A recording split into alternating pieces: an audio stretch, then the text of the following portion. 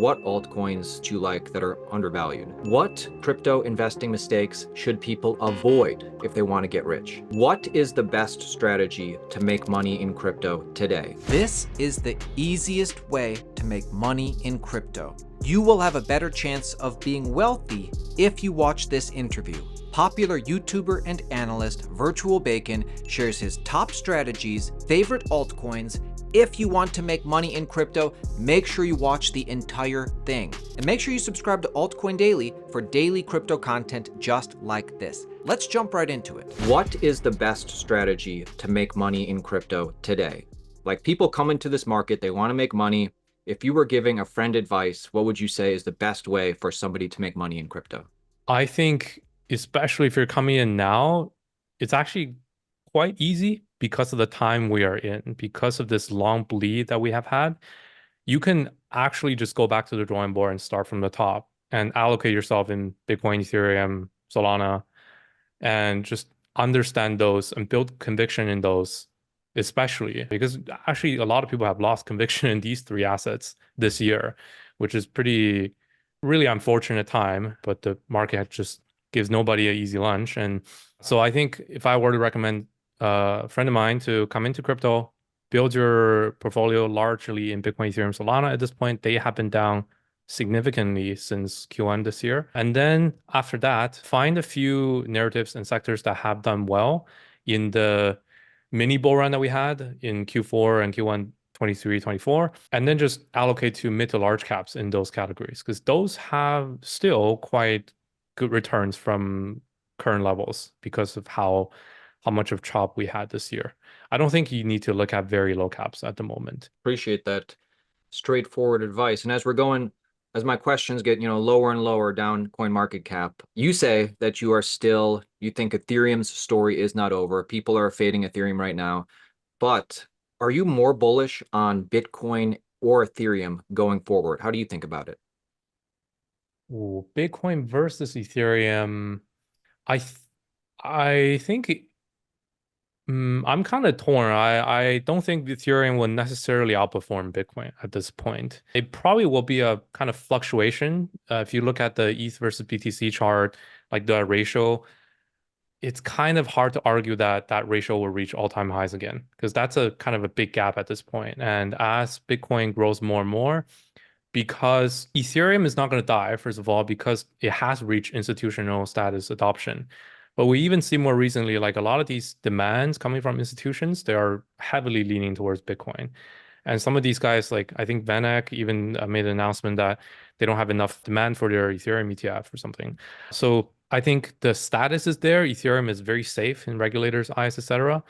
But comparatively speaking, Bitcoin will just keep sucking up majority of the liquidity. And then the ratio of Ethereum versus Bitcoin, it's hard to catch up. So that's kind of my thoughts on it. Bitcoin versus Ethereum, if you really had to pick one, I'd probably pick Bitcoin at this point. But then again, you can't really replace Ethereum anymore. So I think safe to say just have both. But yeah, Ethereum is, I really wish it has been able to perform like expected. And thinking about Ethereum competitors, either other L1s or even Ethereum L2s, so I guess just like dApp platforms in general, what are other L1s or L2s that you really believe in, that you're bullish on going into 2025? So I think the saga of Solana is definitely not over. It's one thing to say that, Solana is very performant, but there are other chains that are performant. And you can manipulate price or, like have a narrative run up. You can do that to many different L1s, but the adoption number and especially the kind of stories of new retail coming in Q1 of this year into Solana, we have never seen before outside of Ethereum. I remember like it's kind of like a mini DeFi summer, but just like meme coin spring on Solana. And it happened. I have never heard people actually downloading an app in crypto and it's Phantom wallet instead of MetaMask. Or Coinbase. So that has happened. That has never happened before outside of Ethereum. So I think Solana will still be very dominant in the retail adoption.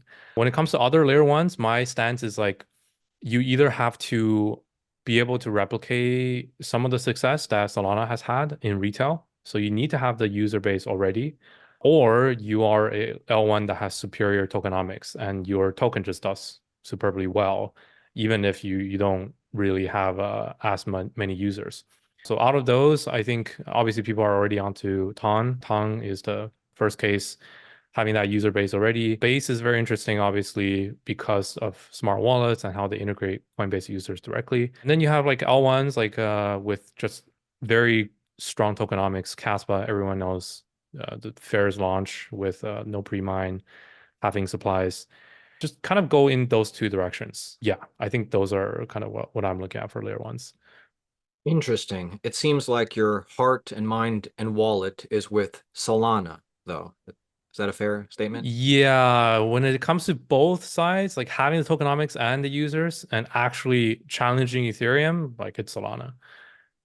And yeah, I saw a recent video you put out. Very good. It was something like you're more bullish on Solana than ever, and you gave a 2025 Solana price prediction. Can you kind of walk us through like the catalysts, I guess, you think is going to take Solana and to what price you're thinking?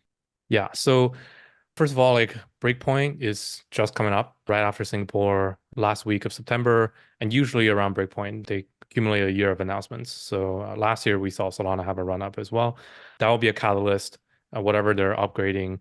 And Fire Dancer is right about to come, and even though like I think people kind of misread what Fire Dancer is. People say it's a kind of next stage of scaling, but at this point, like scaling is not an issue for Solana anymore. More recently, like especially with ZK compression, um, I think Anatoly already did the calculations. You can put all the transactions that you can make in terms of DeFi, etc., on every chain onto Solana. As long as you do compression, it's already supported. So scaling is not the issue. It's more of like running Solana completely decentralized and more resilient. And we have seen that already turning around for Solana this year. Like there was only one downtime, I think, the whole year, like one day, better than 2023, and 2023 was better than 2022. They're clearly improving. And then Fire Dancer will only add on top of that because currently the only decentralization problem on Solana now is client decentralization. They only have two clients, one from Solana Labs and another from Gito, but they're both based on Rust programming language. And so if Rust has a critical bug, the both clients go down and nobody can run the software.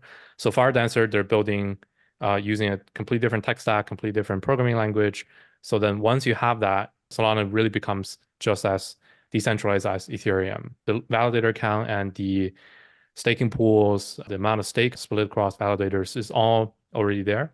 Yeah, so I think a lot to look forward to for Solana. And coming up next year, I think once it's able to solve this last point of decentralization, potentially ETFs. Currently, like those ETFs are kind of getting a lot of pushback, but I think it could come. And that's kind of the end all to push Solana to the top three status. And let's say things in the Solana ecosystem goes right. Those things do go well, and Solana continues to onboard users and dApps. What is the price prediction you're thinking? I think around $800. That's my, I don't remember if it's optimistic or like conservative based on the supply. I think that's 600 million for total supply by end of 2025. So it's like 4 point, I can't do math right now, but But you think 800? yes, that I think the calculation was out of Solana keeping the same total market share of all crypto, which is around like 5%. So 10 trillion based on Bitcoin hitting somewhere around 200K. So then as long as Solana keeps its current adoption curve, it's able to reach there. Cool. Let's talk about other maybe lower cap altcoins that you're bullish on. And I just give you an open-ended question. You can take it wherever you want. There's a lot of quality narratives in the space today. There's AI, there's DeepIn, there's gaming. I don't know which verticals you're more bullish on. You said earlier that if you get into some of the like the higher caps in these verticals, like you think they're going up. What are the altcoins that you like that are undervalued? Yeah, so I think the like for the first time in like 1 year, we actually have like price differences across these verticals. You can find truly the coins that have held up well in the past 6 months. So the main verticals like is honestly, I think you need to go obvious because everything is down. So just take the most obvious coins that whenever you talk about it, people understand, people like those narratives. To me, those are like AI, decentralized AI is super important. Everyone knows. Gaming with gaming assets, in-game items, etc. Like that's still the clearest adoption curve. And then memes, they will still have their place, looking at what happened this year. And then layer one we talked about. And then the other one that I think a lot of people are underestimating is RWAs. Even though people don't use the word RWA as much when talking about narratives, when you look at the performance of all the RWA coins since October, November last year, most coins outperformed AI coins. This is like pretty shocking to me. I'm not even talking about like Ondo or like Mantra, like those super high market cap ones. Even the smaller ones that people used to not care about at all. I think I had a list of like 9 coins that I looked at. 8 out of 9 have done like 8 to 10x to the peak and then kept like 3 to 5x gains since last November. That was like pretty shocking to me. So those are the 5 narratives I'm positioning in. And I think RWA is kind of really under the radar right now. Interesting. And then if you were to pull out a few specific altcoins in any one of those narratives, what would you say? So I think super obvious one, Super in gaming. If you look at all of the most trendy gaming coins, Super is the only one that has kept more than like 3 to 4x gains and held up support. Everything else, like even the strongest ones like Prime, Beam, they have done about like 2.5x since November, but they retraced a lot. And I think that comes from supply control. They're good, but they do a little bit too much and too many partnerships. Super, like I talk to Elio a lot. Like he's super, focused on controlling supply and making sure like if you're not contributing, if you're not core holder, like we don't want you in this. So I think that's really showing over the past 11 months that they are the only gaming coin that's held up the floor. In AI, I'm looking at mainly decentralized AI networks now, not so much DeepIn. I think that narrative is getting saturated. So decentralized AI, I think BitTensor finally, it's looking very attractive. Yeah, and then similar projects, there's the ASI, Artificial Superintelligence Alliance, the Fetch AI merger. I think that one's pretty under the radar because of majority of the token supply is out. Yeah, I think those are kind of some of the strongest ones I've seen. Did I get these three right? Super for gaming, Hmm. BitTensor for decentralized AI, and then was ASI another Yeah, pick? yeah, That's AI as well. yeah. As we're wrapping up with some of my final questions, I want to, encourage our audience to go subscribe to you. I think you put out great work. Another, kind of a big picture, how to best do well in the crypto market. I asked you earlier, what's the best strategy to kind of make money in crypto? Now let's talk about the fact that a lot of people lose money in crypto. Everybody tries to make money. So many people end up losing money. I like to think my audience is a little bit more advanced and profitable, and I think yours is too.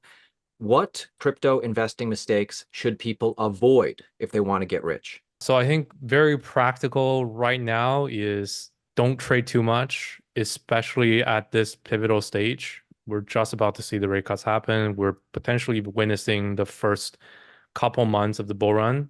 It's the last bit of uncertainty. So if you trade too much, like each dollar I lose, I think of it like losing $10 for the next year because I know the coins that I have conviction in, and if instead of losing that $1 in a trade, if I just put it in and hold it for a year, that should be worth on average like $8 to $10 by the end of the bull run.